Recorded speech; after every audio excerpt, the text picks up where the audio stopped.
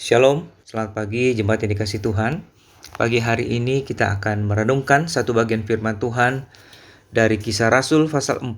Saya bacakan ayat 32 dan 33. Adapun kumpulan orang yang telah percaya itu, mereka sehati dan sejiwa, dan tidak seorang pun yang berkata bahwa sesuatu dari kepunyaannya adalah miliknya sendiri, tetapi segala sesuatu adalah kepunyaan mereka bersama. Dan dengan kuasa yang besar, rasul-rasul memberi kesaksian tentang kebangkitan Tuhan Yesus, dan mereka semua hidup dalam kasih karunia yang melimpah-limpah. Saudara, tema perenungan kita pada pagi hari ini, hidup dalam kasih karunia yang berlimpah-limpah. Jemaat mula-mula adalah satu jemaat yang unik, yang memberikan kepada kita beberapa prinsip hidup yang boleh kita teladani. Bukan hanya bagi kita, tapi bagi gereja sepanjang zaman. Kita bisa belajar beberapa hal dari cara hidup mereka yang sudah menjadi berkat satu terhadap yang lain. Dan saudara, kehidupan iman mereka ditandai dengan satu hal yang utama, yaitu bahwa mereka hidup dalam kasih karunia Tuhan yang berlimpah-limpah. Nah, apa artinya hidup dalam kasih karunia yang berlimpah-limpah? Yang pertama, kita melihat bahwa hidup dalam kasih karunia Allah yang berlimpah-limpah artinya hidup dengan hati yang penuh dengan rasa syukur. Mereka bersyukur kepada Tuhan dalam segala keadaan, bukan saja dalam keadaan yang baik, tapi juga dalam keadaan yang sulit. Bahkan saat mereka diancam dan dianiaya, karena iman mereka kepada Tuhan, mereka tetap bersyukur. Dan saudara, apa yang membuat mereka dapat bersyukur? Karena mereka sudah mengalami karya keselamatan yang Tuhan kerjakan dalam diri mereka. Anugerah keselamatan yang tidak dapat diambil oleh siapapun dan dalam keadaan apapun. Mereka sudah menyaksikan dan mengalami kematian Kristus yang menebus mereka dan kebangkitan Kristus yang memberikan kepada mereka kemenangan dan pengharapan. Tuhan sudah mengaruniakan hal yang terbesar ini di dalam hidup mereka. Tuhan juga yang menjamin bahwa Dia yang sudah menebus dan menyelamatkan umatnya juga yang akan terus memelihara mereka. Inilah yang menjadi sumber rasa syukur yang utama di dalam hidup mereka. Karya salib Kristus yang merupakan ungkapan kasih Tuhan yang terbesar bagi kita semua, bagi kita yang percaya, bahkan bagi dunia ini.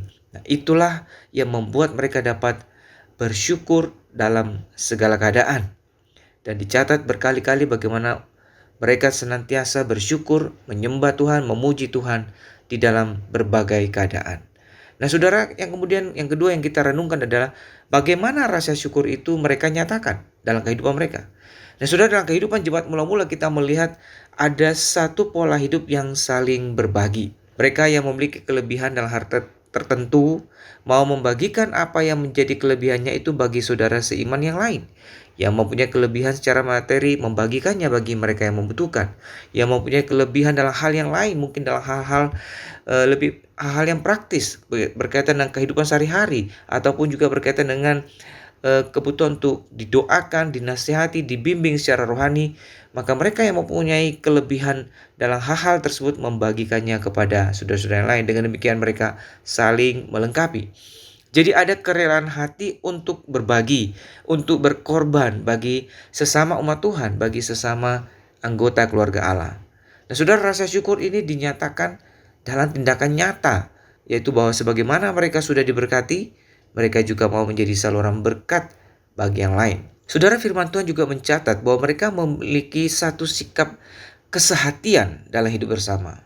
Nah, apa yang memungkinkan hal ini? Mereka bisa sehati sejiwa karena mereka sama-sama telah melihat dan mengalami kasih karunia Tuhan tadi.